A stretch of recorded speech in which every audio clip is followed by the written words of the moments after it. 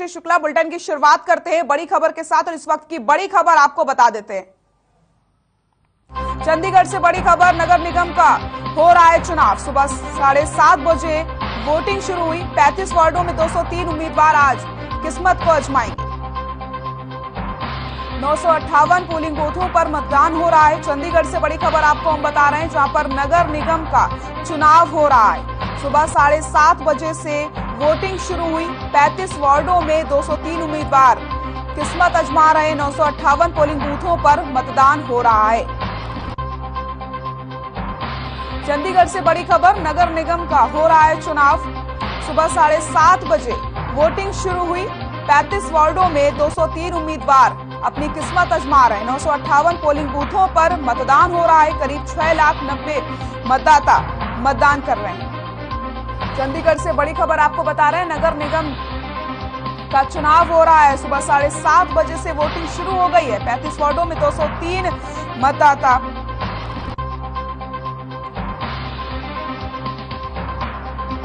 आपको बताते चले। चंडीगढ़ से बड़ी खबर, नगर निगम का चुनाव हो रहा है। सुबह 7:30 बजे से वोटिंग शुरू हो गई है। 35 वार्डों में 203 उम्मीदवार अपनी किस्मत आजमा रहे हैं। 958 पोलिंग बूथों पर मतदान हो रहा है। करीब 6,90,000 मतदाता वोटिंग करेंगे। चंडीगढ़ से बड़ी खबर, नगर निगम का हो रहा है चुनाव। सुबह 7:30 बजे से वोटिंग शुरू हो गई है। 35 वार्डों में 203 उम्मीदवार किस्मत आजमा रहे हैं।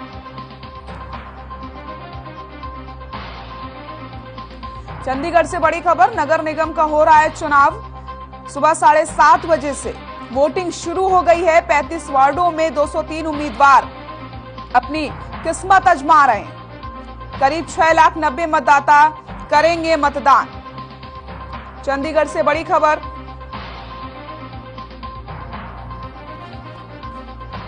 नगर निगम का हो रहा है चुनाव। सुबह 7:30 बजे से वोटिंग शुरू हो गई है। 35 वार्डों में 203 उम्मीदवार अपनी किस्मत को आजमा रहे हैं। 958 पोलिंग बूथों पर वोटिंग हो रही है। करीब 6,90,000 मतदाता वोटिंग करने वाले हैं। सुबह 7:30 बजे से ही वोटिंग शुरू हो गई है। चंडीगढ़ से बड़ी खबर, नगर निगम का हो रहा है चुनाव। शाम 5 बजे तक ये चुनाव होना है।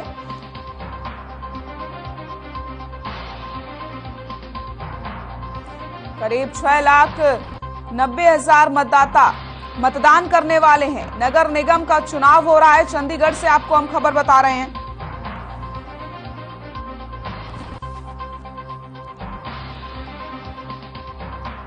और इसी खबर पर ज्यादा जानकारी के लिए हमारे सहयोगी विकेश हमारे साथ जुड़ गए हैं। विकेश, नगर निगम का चुनाव हो रहा है। 7:30 बजे से ही वोटिंग शुरू हो गई है। क्या कुछ अपडेट मिल रहे हैं? बिल्कुल, मैं आपको बताना चाहूंगा, चंडीगढ़ नगर निगम चुनाव के लिए मतदान शुरू हो गया है और चंडीगढ़ पुलिस प्रशासन ने मतदान केंद्रों के बाहर पुलिस कर्मचारी की तैनाती कर दी है। शांतिपूर्ण मतदान के लिए करीब 3500 मिलिट्री फोर्स और पुलिस कर्मचारियों की नियुक्ति की गई है और शाम 5 बजे तक जो भी व्यक्ति पोलिंग बूथ पर मतदान करने के लिए प्रवेश कर सकता है, उसे रात तक वोट डालने दिया जाएगा और बिना मास्क के एंट्री नहीं होगी। इस बार वार्डों की संख्या 26 से 35 हो चुकी है, इसलिए इस बार 958 मतदान केंद्र बनाए गए हैं। जी बिल्कुल विकेश, मैं आपसे जानना चाहती हूँ, जिस तरीके से कोरोना के आंकड़ों में बढ़ोतरी हो रही, तो ओमिक्रॉन ने भी एंट्री कर दी है, तो इसको लेकर के क्या कुछ गाइडलाइंस का पालन किया जा रहा है आज के इस चुनाव में? जी, मैं आपको बताना चाहूंगा, डीसी विनय प्रताप जी ने बताया है कि सभी मतदान केंद्रों के पर कोरोना के नियमों का सख्ती से पालन करवाया जाएगा। डीसी ने सख्त आदेश दिए हैं कि बिना मास्क के किसी भी व्यक्ति को पोलिंग बूथ पर एंट्री नहीं होगी। जो भी व्यक्ति मास्क लगाए पोलिंग बूथ पर आएगा, उसको वोट नहीं डालने दिया जाएगा। बहुत बहुत शुक्रिया विकेश तमाम जानकारी के लिए आपका। तो बड़ी खबर आपको हम चंडीगढ़ से बता रहे हैं, जहां पर सुबह 7 7:30 बजे से वोटिंग शुरू हो गई है और आपको बताते चलें जिस तरीके से कोरोना के आंकड़ों में बढ़ोतरी हो रही है तो वहीं पूरी तरीके से कोरोना की गाइडलाइंस का पालन भी करवाया जा रहा है और बिना मास्क के एंट्री नहीं होगी। जो मतदाता मास्क लगाकर आएगा उसे ही मतदान करने दिया जाएगा। शाम 5 बजे तक वोटिंग ये जारी रहेगी। खबर करनाल से है जहां सूबे के मुख्यमंत्री मनोहर लाल दौरे पर रहे, जहां उन्होंने नशा मुक्त भारत अभियान की शुरुआत केंद्रीय राज्य मंत्री कौशल किशोर के साथ करी और बच्चों को नशे के खिलाफ शपथ भी दिलवाई। इस दौरान पत्रकारों से बातचीत करते हुए सीएम ने दिल्ली के मुख्यमंत्री अरविंद केजरीवाल पर तंज कसा। जब सीएम से सवाल किया गया कि केजरीवाल कहते हैं कि केंद्र सरकार चंडीगढ़ पंजाब को दे सकती है, सीएम ने उसका जवाब दिया कि केजरीवाल का माथा खराब है।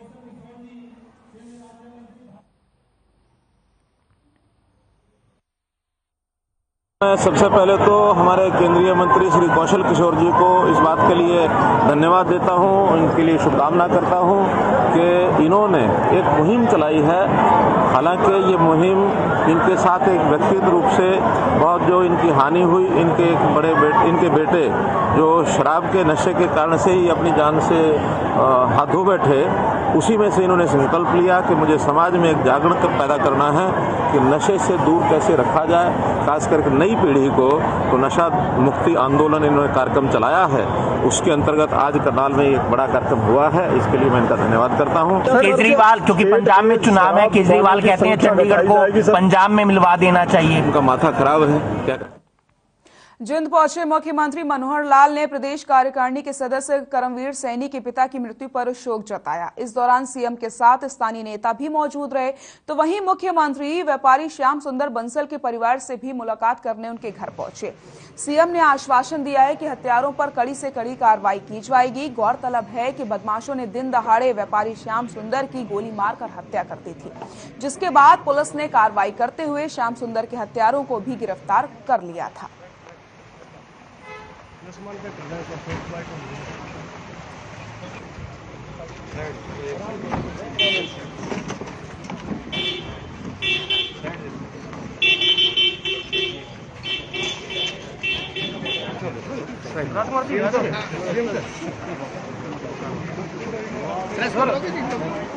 वो मेरा आप आगे आएगी ना, नौकरी लग गया।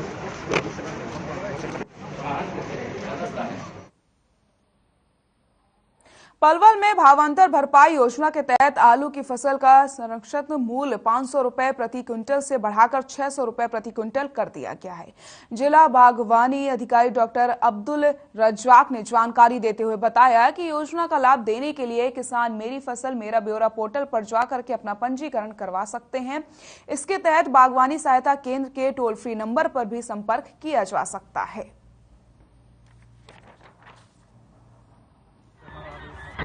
भावांतर भरपाई में जो आलू का रेट पहले था वो 5 रुपए प्रति किलो के हिसाब से था। अब माननीय मुख्यमंत्री जी द्वारा इसका रेट 6 रुपए प्रति किलो कर दिया गया है भावांतर भरपाई में। और इसमें 120 क्विंटल प्रति एकड़ के हिसाब से जो उपज होती है उस पे ये सरकार के माध्यम से किसान के खाते में ये अनुदान राशि दी जाएगी। जो किसान का रेट 6 रुपए से प्रति किलो के हिसाब से जिसको कम मिलेगा, उसमें जो बीच का अंतर है उसके खाते में वो डीबीटी के माध्यम से वो राशि दे दी।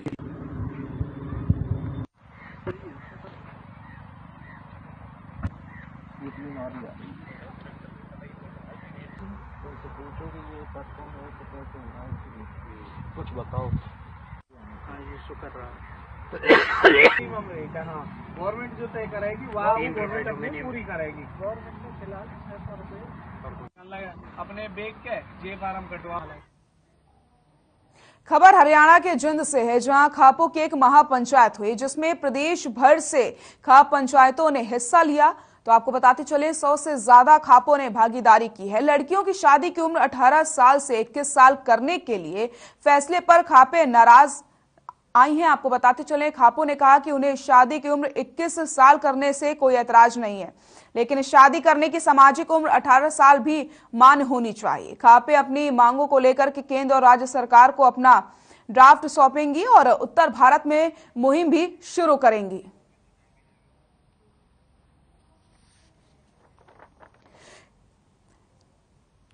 तो जंद में खापों की एक महापंचायत हुई जिसमें प्रदेश भर में 100 से ज्यादा खापों ने भागीदारी की है।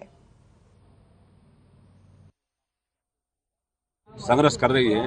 एक गोत्र में, एक गांव में, लगते गांव में 12 बजे शुरुआत होगी। हिंदू मैरिज एक्ट को लेकर जो 30 साल से खाप पंचायतें उत्तरी भारत की संघर्ष कर रही है, एक गोत्र में, एक गांव में, लगते गांव में शादी नहीं होनी चाहिए, उसके बारे में आज ये ढांडा खाप की तरफ से पंचायत बुलाई गई है। और इसमें जो 18 से 21 साल की उम्र जो लड़कियों की करी है 21 साल की, उसके बारे में भी सारी खाप बारे तपे सभी फैसला लेंगे, क्योंकि इसमें थोड़ी माँ बाप को भी काफी दिक्कत आएंगी। जो इस तरह एक गांव में, एक गोत में होता है तो भाईचारा बिगड़ता है। रतिया की अनाज मंडी में बाहरी क्षेत्र की महिलाओं की एंट्री का विवाद मारपीट तक पहुंच गया है। पल्लेदार लेबर बाहरी महिलाओं के प्रवेश का विरोध कर रही है। जब बाहरी महिलाओं का प्रवेश नहीं रुका तो पल्लेदार महिलाएं भी वहां पहुंच गईं। दोनों पक्षों की महिलाओं में जमकर मारपीट हुई। इस मारपीट में 3 महिलाएं घायल भी हो गई हैं। घायल हुई महिलाओं को सिविल अस्पताल में भर्ती करवाया गया। मामला बढ़ता देख पुलिस को इसकी सूचना दी गई। मौके पर पहुंची पुलिस ने मामले को शांत करवाया।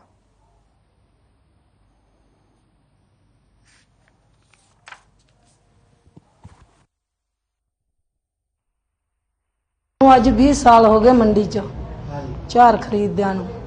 ਸਾਨੂੰ 20 ਸਾਲਾਂ ਦਾ ਕੋਈ ਰੋਕ ਟੋਕ ਨਹੀਂ ਇਹਨਾਂ ਨੇ ਕਰੀ। ਇਹਨਾਂ ਨੇ 2-3 ਤਰੀਕਾਂ ਮੰਗ ਲਈਆਂ। 12ਵੀਂ ਤਰੀਕ ਜੇ ਕਹਿੰਦਾ 22 ਤਰੀਕ ਨੂੰ ਤੁਸੀਂ ਮੰਡੀ 'ਚ ਐਂਟਰੀ ਆਪਦੀ ਕਰ ਲਓ। ਅਸੀਂ ਕੱਲ ਮੰਡੀ 'ਚ ਆ ਗਏ। ਕੱਲ ਇਹਨਾਂ ਨੇ ਸਾਡੇ ਨਾਲ ਕੋਈ ਰੌਲਾ ਨਹੀਂ ਕਰਿਆ, ਕੋਈ ਝਗੜਾ ਨਹੀਂ ਕਰਿਆ। ਅੱਜ ਆ ਮੇਨ ਠੇਕੇਦਾਰ ਨੇ, ਇੱਕ ਜ਼ਿਲ੍ਹਾ ਹੋ ਗਿਆ, ਇੱਕ ਜੋਨੀ ਹੋ ਗਿਆ, ਇੱਕ ਬੂਟਾ ਹੋ ਗਿਆ। ਜੋਨੀ ਪ੍ਰਧਾਨ ਹੈਗਾ ਪੱਲੇਦਾਰ ਮੰਡੀ ਦਾ। ਹਾਂ, ਇੱਕ ਰਵੀ ਹੋ ਗਿਆ ਜੀ। ਇਹਨਾਂ ਨੇ ਹਮਲਾ ਕਰਕੇ ਤੇ ਇਹਨਾਂ ਨੇ ਸਾਡੇ ਬੁੜੀਆਂ ਦੇ ਬਾਵਾ ਸੱਟਾਂ ਸੁੱਟਾਂ ਮਾਰੀਆਂ। ਕੁਛ ਬੇਲਚੇ ਚੱਕ ਲਿਆਏ, ਕੁਛ ਝਾੜੂ ਚੱਕ ਲਿਆਏ। ਸਾਨੂੰ ਨਹੀਂ ਪਤਾ ਸੀ ਵੀ ਆ ਸਾਡੇ ਨਾਲ ਲੜਾਈ ਕਰਨ ਆਉਂਦੇ ਨੇ। ਅਸੀਂ ਤਾਂ ਆਪਦੀਆਂ ਢੇਰੀਆਂ ਤੇ ਝਾਰ ਖਰੀਦੀ ਜਾਂਦੇ।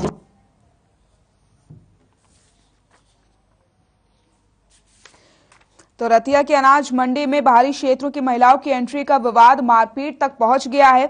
पल्लेदार लेबर बाहरी महिलाओं के प्रवेश का विरोध कर रही हैं। जब बाहरी महिलाओं का प्रवेश नहीं रुका तो पल्लेदार महिलाएं भी वहां पर पहुंच जाती हैं। दोनों पक्षों की महिलाओं में जमकर मारपीट होती है। इस मारपीट में 3 महिलाएं घायल भी हो जाती हैं।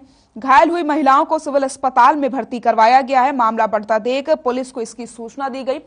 तस्वीरें भी आप देख सकते हैं किस तरीके से महिलाओं में विवाद हुआ। और उसके बाद आपको बताते चले इस विवाद में 3 महिलाएं घायल भी हो गई हैं, जिन्हें अस्पताल में भर्ती करवाया गया है। सूचना के बाद मौके पर पुलिस भी पहुंचती है और पुलिस ने मौके पर पहुंचकर मामले को शांत भी करवाया।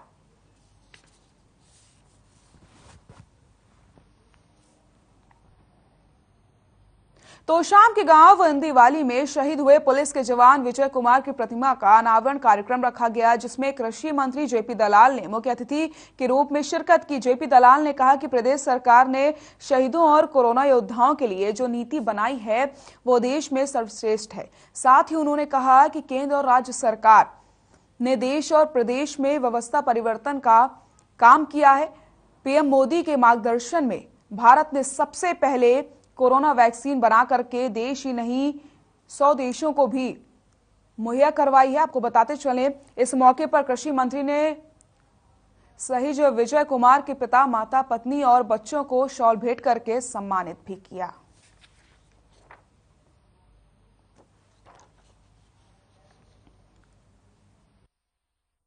कोरोना वॉरियर जो कोरोना का जंग लड़ते हुए शहीद हुए थे, भाई विजय कुमार जी की मूर्ति अनावरण के कार्यक्रम में आया और मैंने लोगों को जागरूक किया कि कोरोना अभी गया नहीं है।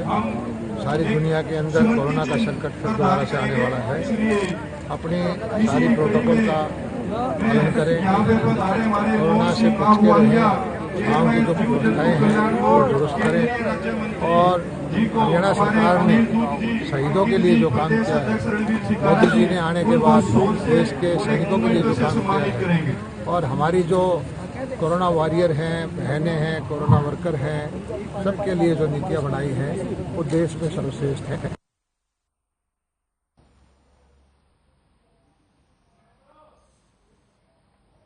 तो शाम के गांव इंदीवली में शहीद हुए पुलिस के जवान विजय कुमार की प्रतिमा का अनावरण कार्यक्रम रखा गया, जिसमें कृषि मंत्री जेपी दलाल ने मुख्य अतिथि के रूप में शिरकत की। जेपी दलाल ने कहा कि प्रदेश सरकार ने शहीदों और कोरोना योद्धाओं के लिए नीति बनाई है, वो देश में सर्वश्रेष्ठ है। जहां आपको बताते चले, केंद्र और राज्य सरकार ने देश और प्रदेश में व्यवस्था परिवर्तन का काम किया है।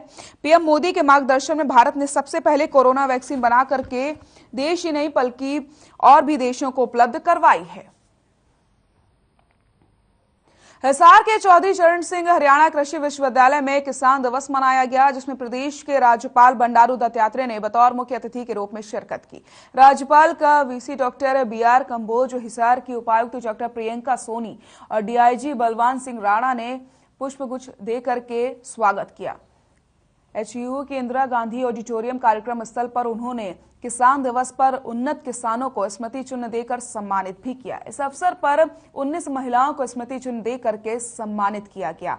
वहीं आपको बताते चले, एक किसान गुरमेल सिंह को स्मृति चिन्ह और 25,000 रुपए का चेक देकर के सम्मानित किया गया।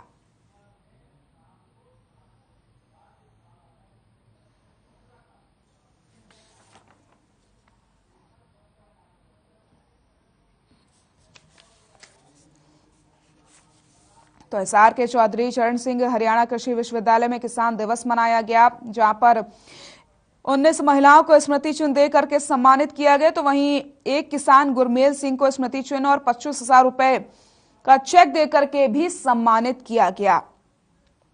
प्रदेश के राज्यपाल बंडारू दत्तात्रेय ने मुख्य अतिथि के रूप में इस कार्यक्रम में शिरकत की।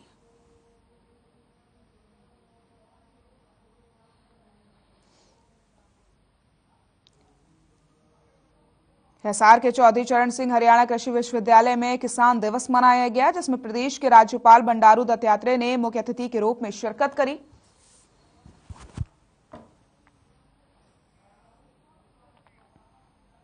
भिवानी के भवानीखेड़ा के कुंगड़ गांव में अखिल भारतीय किसान सभा की ओर से आंदोलन में अपनी भागीदारी दे रहे किसानों को सम्मानित किया गया, जिसे गांव के चंदेरा चौक में आयोजित किया गया, जिसकी अध्यक्षता दिलबाग गोयत ने की। वहीं इस मौके पर संयुक्त मोर्चा के सदस्य ओम प्रकाश कॉमरेड ने बताया कि किसान आंदोलन में अपनी भागीदारी देने वाले किसानों को सम्मानित किया गया है और आगामी 15 जनवरी को होने वाली बैठक में आंदोलन में शहीद किसानों की मांगे, दर्ज कानूनी मुकदमों की वापसी और सबसे महत्वपूर्ण मुद्दा लखीमपुर खीरी घटना में लिप्त केंद्रीय राज्य मंत्री और उसके बेटे को सजा दिलवाने का रखी गई है।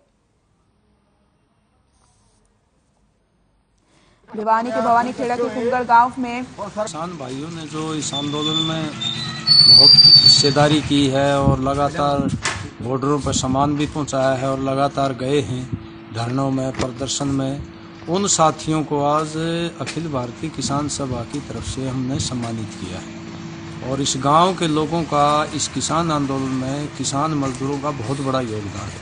हो गया फिर कच्चो है और सरकार ने गलती मानी टांग रोक।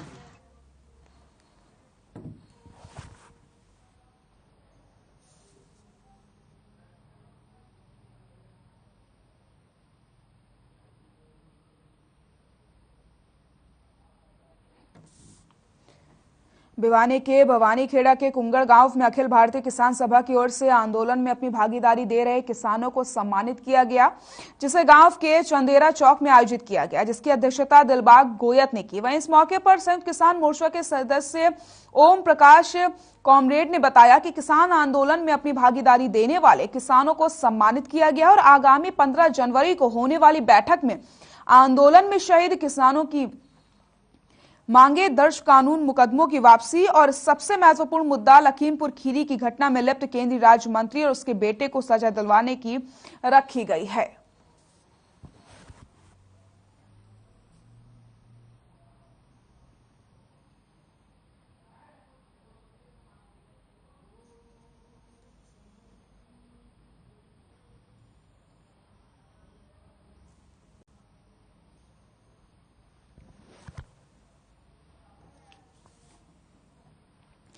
भिवानी के भवानीखेड़ा के कुंगड़ गांव में अखिल भारतीय किसान सभा की ओर से आंदोलन में अपनी भागीदारी दे रहे किसानों को सम्मानित किया गया। तो वहीं 15 जनवरी को होने वाली बैठक में किसान अपनी मांगों को रखेंगे और सबसे मुख्य मांग है लखीमपुर खीरी घटना में लिप्त केंद्रीय राज्य मंत्री और उसके बेटे को सजा दिलवाने की। तो वहीं आपको बताते चले जो किसानों की मौत हुई है आंदोलन में, उन्हें शहीद का दर्जा देने की मांग भी रखी गई है। तो वहीं आपको बताते चले किसानों पर जो केस दर्ज किए गए हैं उन्हें वापस लेने की मांग भी किसान लगातार कर रहे हैं।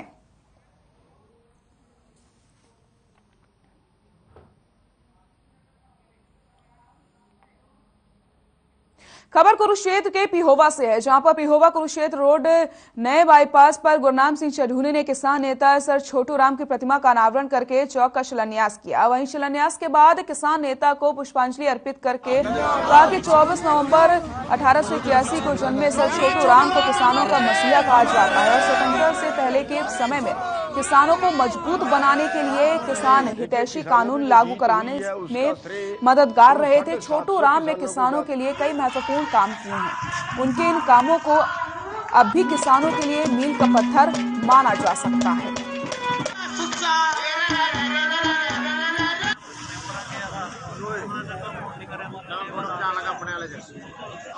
जिंदाबाद किसान यूनियन, जिंदाबाद किसान जिंदाबाद।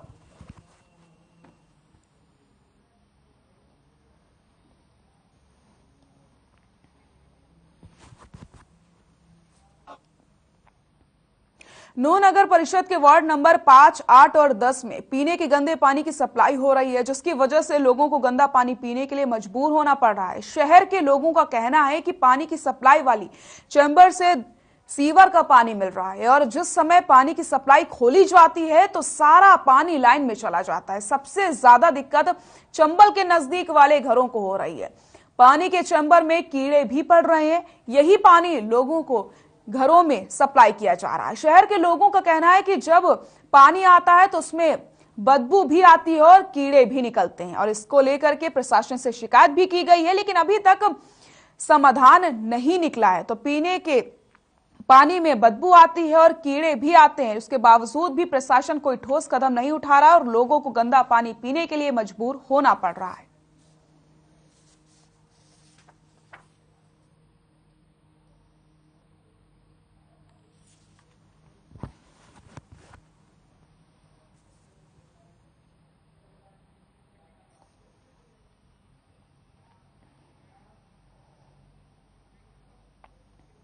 खबर हरियाणा के गुहेला चीका से है, जहां भारतीय किसान यूनियन चीका द्वारा शहीद किसानों की याद में श्री अखंड पाठ प्रकाश का आयोजन किया गया, जहां अखंड पाठ भोग के उपलक्ष्य में हरियाणा के प्रदेश अध्यक्ष गुरनाम सिंह चढ़ूनी पहुंचे और दरबार साहिब में माथा टेका। आपको बताते चले उन्होंने किसानों को किसानी मोर्चा जीतने पर बधाई दी और मोर्चे में शहीद हुए किसानों को श्रद्धांजलि भी दी।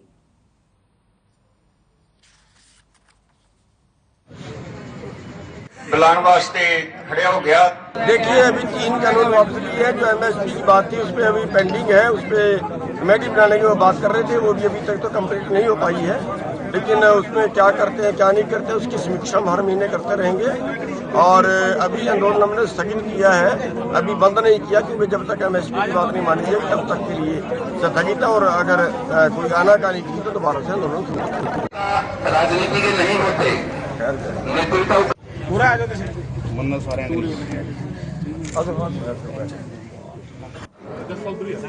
खबर गुहेला चीका से आपको बता रहे हैं, जहां भारतीय किसान यूनियन चीका द्वारा शहीद किसानों की याद में श्री अखंड पाठ प्रकाश का आयोजन किया गया है, जहां अखंड पाठ भोग के उपलक्ष्य में हरियाणा के प्रदेश अध्यक्ष गुरनाम सिंह चढ़ूनी भी पहुंचे और दरबार साहिब में माथा टेका। उन्होंने किसानों की किसानी मोर्चा जीतने पर बधाई भी दी है और मोर्चे में शहीद हुए किसानों को श्रद्धांजलि भी अर्पित की है। आपका यहाँ पहुंचने पर स्वागत अभिनंदन है।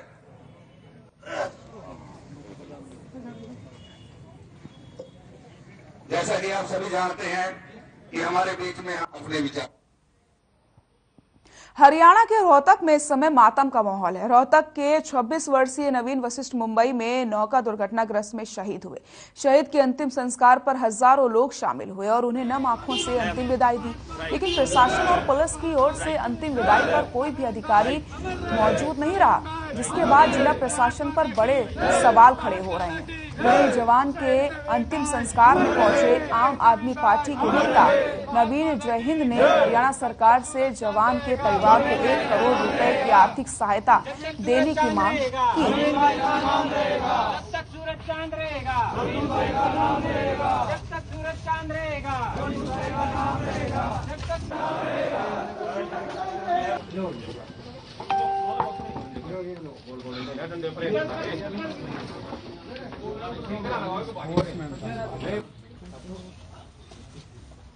को सलामी देगा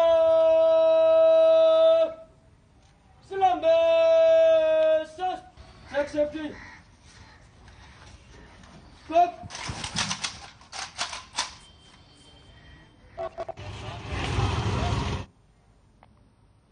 महम के सहमाड़ गांव में अज्ञात हमलावरों ने सिलाई का काम करने वाले व्यक्ति को गोली मारकर हत्या कर दी। वहीं पुलिस ने तुरंत मौके पर पहुंच करके इस मामले की जांच करी और बताया कि ये किसी पुरानी रंजिश के मामले से जुड़ा हुआ मामला नजर आ रहा है।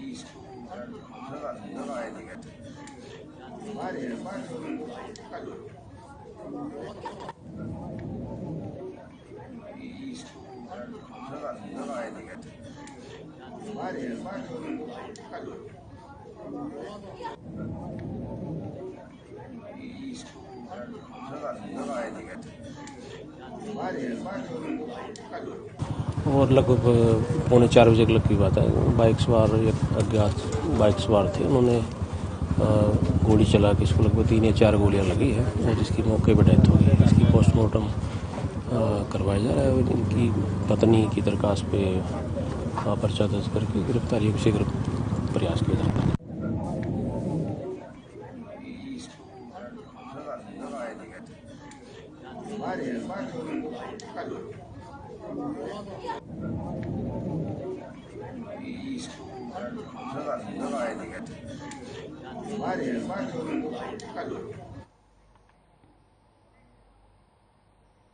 करनाल में नेशनल हाईवे पर सेक्टर 4 के पास एक भीषण सड़क हादसा हो गया, जिसमें मौके पर ही 2 लोगों की दर्दनाक मौत हो गई। दोनों युवक बाइक पर सवार थे। बताया जा रहा है कि बाइक को किसी अज्ञात वाहन ने टक्कर मारी थी, जिसके बाद अज्ञात वाहन चालक मौके से फरार हो गया। हादसा इतना भीषण था कि मौके पर ही दर्दनाक 2 लोगों की मौत हो जाती है और बाइक सवार दोनों युवकों की मौत के बाद पुलिस मौके पर पहुंचती है। फिलहाल जांच पड़ताल की जा रही है।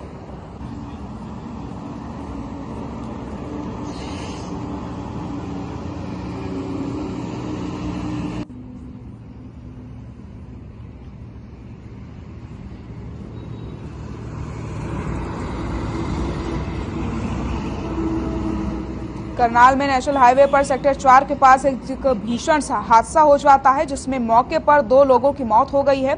दोनों युवक बाइक पर सवार थे। बताया जा रहा है कि बाइक को किसी अज्ञात वाहन ने टक्कर मारी थी।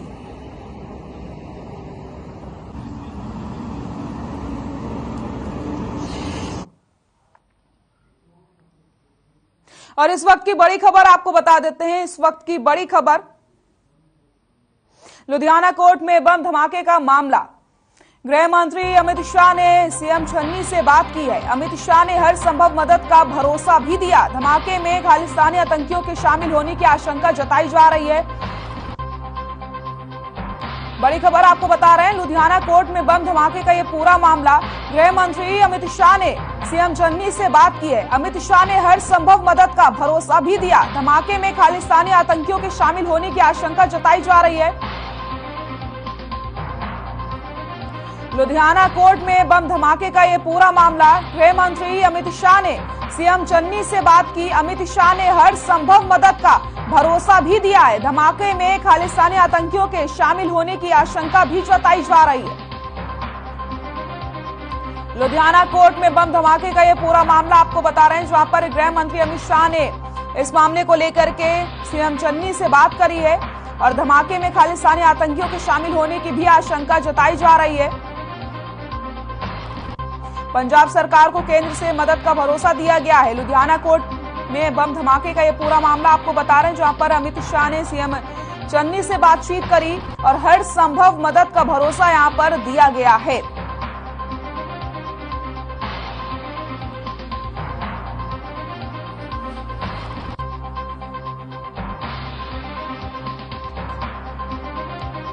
और इसी खबर पर ज्यादा जानकारी के लिए हमारे ब्यूरो चीफ स्वर्णजीत सिंह हमारे साथ जुड़ गए हैं। स्वर्णजीत, खालिस्तानी आतंकियों का हाथ होने की भी आशंका जताई जा रही है इस बम धमाके को लेकर के, लेकिन अब केंद्र की तरफ से मदद का भरोसा दिया गया है, क्या कुछ जानकारी मिल रही है? अभी तक यही है दृष्टि की अमित शाह ने सीएम चन्नी से बात की है और उन्हें आश्वासन दिया है कि हर संभव मदद जो है केंद्र सरकार पंजाब सरकार की करेगी। और ये भी आशंका जताई जा रही है कि लुधियाना कोर्ट कॉम्प्लेक्स में जो बम धमाके के बाद बम धमाके में फिदायनी या खालिस्तानी आतंकियों का हाथ हो सकता है, फिदायनी हमला हो सकता है। और यही कारण है कि इस समय केंद्र सरकार भी पूर्ण रूप से सचेत है और पंजाब सरकार के साथ पूरी तरह से समीकरण बना करके उन्हें आश्वासन भी दिया, जिसके बाद केंद्रीय गृह मंत्री अमित शाह ने पंजाब के सीएम चरणजीत को हर संभव मदद का भरोसा भी दिया। बहुत बहुत शुक्रिया आपका स्वर्णजीत तमाम जानकारी के लिए। तो बड़ी खबर आपको हम बता रहे हैं जहां पर पंजाब सरकार को केंद्र से मदद का भरोसा दिया गया है। बुलेटिन में फिलहाल के लिए इतना ही। नमस्कार।